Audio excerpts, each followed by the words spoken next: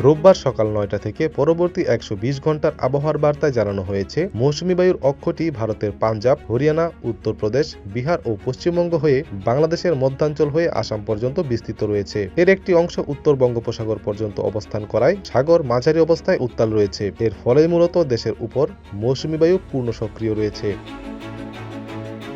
পূর্বাভাস অনুযায়ী আজ রোববার ঢাকা, চট্টগ্রাম, খুলনা, বরিশাল, সিলেট সহ দেশের ৮টি বিভাগের অধিকাংশ জায়গায় অস্থায়ী দমকা হাওয়া সহ হালকা থেকে মাঝারি বৃষ্টি হতে পারে। সেই সঙ্গে রংপুর, রাজশাহী, ময়মনসিংহ, ঢাকা, চট্টগ্রাম, সিলেট বিভাগের কোথাও কোথাও ভারী বর্ষণের সম্ভাবনা রয়েছে।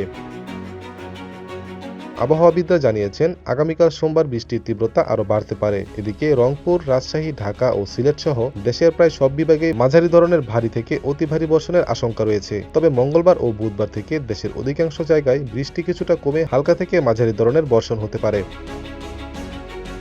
টানা বৃষ্টির কারণে সপ্তাহের মাঝের দিনগুলোতে তাপমাত্রা প্রায় অপরিবর্তিত থাকলেও আগামী বুধবার থেকে দেশের তাপমাত্রা সামান্য বাড়তে পারে। তবে সপ্তাহের শেষ দিন অর্থাৎ বৃহস্পতিবার আবারও খুলনা, বরিশাল ও চট্টগ্রাম অঞ্চলে বৃষ্টির দাপট বাড়বে এবং সেখানে ভারী বর্ষণের সম্ভাবনা রয়েছে।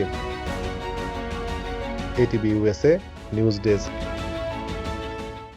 এটিভি ইউএসএ, বিশ্বজুড়ে বাঙালিয়ানা।